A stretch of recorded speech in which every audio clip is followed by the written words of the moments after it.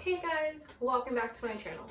Today I have 10 life-changing habits for you to start in 2020 that's going to make a big difference in how your year is going to be. So stick around for today's video because you're not going to want to miss out on these tips. So let's get started.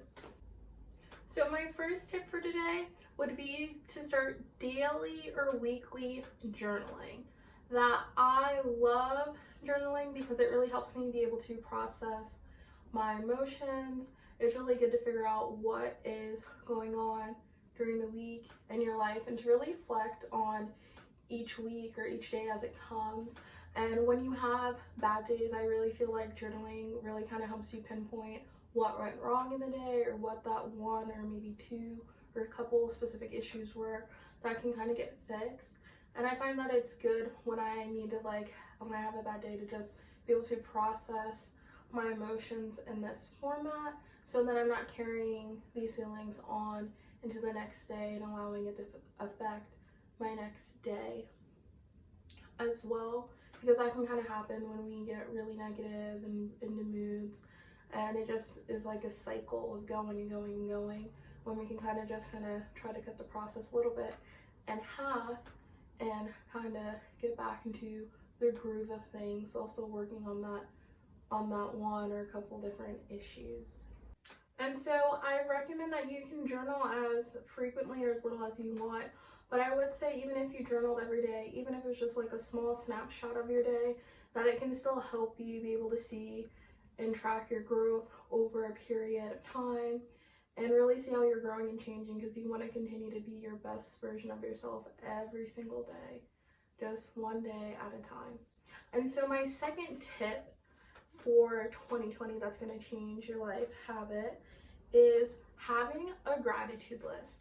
If there's one thing that's changed my 2019 was literally journaling and having a gratitude list. What I love about having a gratitude list is that it really just helps you be more mindful of your day, helps you be more present in the day, and allows you to really take time to reflect and see what you're thankful for each day. Even if it's just getting a meal with friends, or if you have a bad day, just getting up out of bed is still something of an achievement of the day. That this is my devotional journal, but I also write my gratitude list in here every single day to remind me of the things I'm thankful for. And it really helps me really make sure I'm being present every day, but I'm being present with myself, with others, of seeing like how well am I taking care of myself every day, or am I isolating myself from people if I know I haven't spent time with my friends in the cafe, or talking to my family or my friends, or even when it's my week is just so focused about me. So what I also like is it really in tune with journaling. It really helps me be able to process when I have a bad day, and that bad days are okay, they're normal, everyone has a bad day now and again. But instead of like marking the whole day off as bad, I'm able just to see this one part of my day being bad, and I'm still able to find what it is that I'm grateful for in the day, even if there was something bad that happened in it. And so I recommend, this is my number one tip that I probably would recommend out of everything else I have to say to you today, is definitely start a gratitude list. Even if it's just starting off with one thing you're grateful for each day and kind of just building up, I really feel that it'll really change and reflect in your life, and you'll really start to notice just how much more joy you have, how much more you have to be thankful for, and how much more present you're going to be in your life and with those around you and even with yourself. My third tip is make time for silence. Oh, this is another thing I started in 2019, is every morning now when I do my devotional or when I start my day, I start my day with about 5 to 10 minutes of silence. That this world is so crazy busy, everyone's always working, always overproducing, it's so noisy, everything is striving for an attention. And I know that my day, when I don't do this, it's a different kind of day, that I just wake up and I'm just on the go, on the go, on the go. And I'm like, I just haven't had a minute of silence to myself. And so I always start my day in silence to really help me be present and to be focused on today and focused in on myself, like first in the morning, and that I enjoy the peace and quiet that I get in the morning. And it really just helps me start my day off right instead of just going through my day like aimlessly. And by the time it's over, I'm just like, oh, it's just so loud all day. And so if 5 or 10 minutes sounds like a lot to you, I definitely recommend starting off at maybe like 1 or 2 minutes for a couple of weeks at first, so you kind of get used to it. That's how I started. It was just 1 or 2 minutes. And even that was really hard for me to be quiet because that wasn't something that I was used to doing. And your mind can run and everything, and that's okay. But really take time to just breathe deeply while you're doing it and kind of just build up from there, from 2 to 3 to 4 and 5. And now I can do about 5 to 10 minutes depending on the type of day and the time I have in the morning, but I always try to make sure I start my day in silence. My fourth life habit changing tip is spend less time on social media. Yes. That this is one thing I'm always constantly trying to work on and improve in my own life, is spending less time on social media. That it's so easy as soon as you wake up to click on your phone and scroll through Instagram, catch up on your Twitter notifications, Facebook notifications, like just so much media, just so much news, so much information being thrown at us all day long. And I love social media as much as the next person, but sometimes it can get really heavy, it can really toxic, and it can just be like a lot and kind of just weighs on you. So one of my tips that I do in the morning when I wake up is that I don't check my phone first thing in the morning, that I kind of get on with my routine, and then like once I start to have breakfast, then I just start to use my social media during my breakfast time, and that's when I'll go check all my notifications, see what happened during the evening. And I also like that on our phone and all the social media apps that we use, you're able to set a time limit. So I do set a time limit for myself during the week so I stay more focused on my internship right now and my schoolwork that I'm still doing, so I'm not losing track of that time to social media, but to better manage my time. And that when you're spending less time on social media, try to invest in a new skill or hobby that you want to do this year. If that's learning a new language, traveling somewhere, or even starting your own YouTube or business or Instagram account, whatever is interesting to you, use that time to invest in yourself. And so that leads me into my next point, which is make yourself a priority for this year. And if there's one thing that I've been learning and implementing in my own life, is really just putting myself first and taking care of myself better and not worrying so much about everyone else and everyone else's life and what they're doing, but really being able to take that energy and focus it on myself and control my own life. And so, and kind of like you need to understand your wants and your needs and your value for yourself, and you're not being selfish when you're taking care of yourself, and that everything will be done in its own time. Everyone will still be okay, but make sure you're putting boundaries in place with the people in your life so you're really able to better take care of yourself.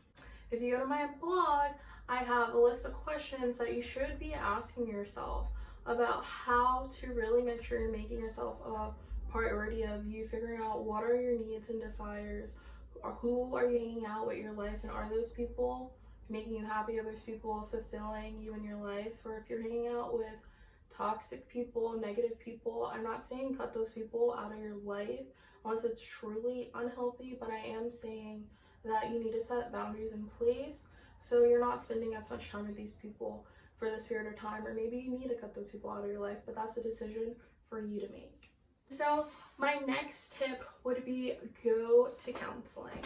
If there's one thing in my life that has really been effective in everything that I'm doing and the way I've been growing a lot, I would say in my university years and a little bit before that, is really counseling. That I find therapy to be great. I'm a big mental health advocate. I'm studying counseling too because I just find it to be that important, and I want to help other people in life get the treatment and help that they need, and that it's so needed in today's world as well. But kind of think of counseling as like a doctor's appointment, like just as a check-in, a checkup for you and yourself, for your mind and for your emotions and processing through those things. And so you don't need to go to counseling when things are bad or when things are really rough, but you can go to counseling when you're in a good spot and you feel like you've grown. And like, don't get stuck in the mindset of, I only need to go to counseling when something horrible is going in my life. Like, that's not true. That I go to counseling when I'm in a good spot, just make sure as a check-in with myself that I'm implementing things that are better in my life, and I can even find a new skill or a new mechanism or something else to add in my life that's going to improve the habits that I already have in place that are doing well for me. And when I have things that aren't going well, then I can also see maybe I need to spend less time doing that, or I need to take that out of my life in order to really improve it and function even better than I am right now. And so I would say that if you're on college campus, definitely ask your professors or your advisor where your on-campus counseling center is or your on-campus counselor is, and really use that as a tool and a resource for you in your semester or during your time at college, because it's really going to be impactful and it's definitely needed with the type of stress and anxiety and just a lot of overwhelming things that can go on in college. And with technology, if you don't like seeing somebody in line, or in person, you don't feel comfortable, there's online counseling, and so you can always do online. There's tons of resources out there to do online counseling, and that can be a benefit to you. And if you can't afford a counseling right now, if you're not a student or you're not able to pay for counseling, I would recommend trying to find free support groups in the area, like at hospitals or churches or other facilities. And even counseling centers have free like support groups and support group therapy that they offer for free for people that aren't able to afford it. So I would definitely recommend looking in your local area of those resources that might be available to you. But I would say definitely find a counselor that you trust, make sure they're licensed, and make sure you feel comfortable when you speak to them. And if you don't feel comfortable when you're speaking to them, it's definitely okay to switch therapists till you find the right person that's going to work for you. So that's the tea on counseling. So my next step is, it goes hand in hand, is learn to manage your stress and your emotions. That overwhelming stress and emotions really take a toll on your mind and take a toll on your body. So make sure you know what triggers your stress and emotions so you're better able to cope with them and know how to really manage them when you're in those moods. If you're working a lot, make sure you leave work at work. Like, don't bring work home to your house. Like, I'm not saying not to talk about work, but if there's drama happening at your job or issues, it's not always the best thing to bring it home and then complain about it all week, because it's just ruminating it at your house, and then you're at work and you're dealing with it, and then you just kind of never get away. So kind of make your home a sacred place to talk about things like at home and things you enjoy doing, and make that area at home kind of a more positive space, even if you don't feel that at work. And I would also say to take time to be more present with your friends and family when you're feeling really stressed, really emotional, to definitely reach out to your support system. Make sure you have a good, healthy support system around you, people that you can call or message and talk to. That I have amazing people in my life that I love talking to, that I use for support when I need it. And so make sure you have a really good support system. And I would say just set boundaries. You don't always have to be the people pleaser. You don't always have to say yes to people. Know when to say no. That saying no is not a bad thing, and that when you say no sometimes to opportunities, you're giving other people a chance to step up to the plate and take leadership over something, or you're giving somebody else a chance to have an opportunity to do something that's going to be beneficial for them and their season of life than might even be less beneficial for you for taking it. So remember that when you say no, that you're also making opportunities for others, and not everything has to default onto you. My 8th tip is get out of your comfort zone.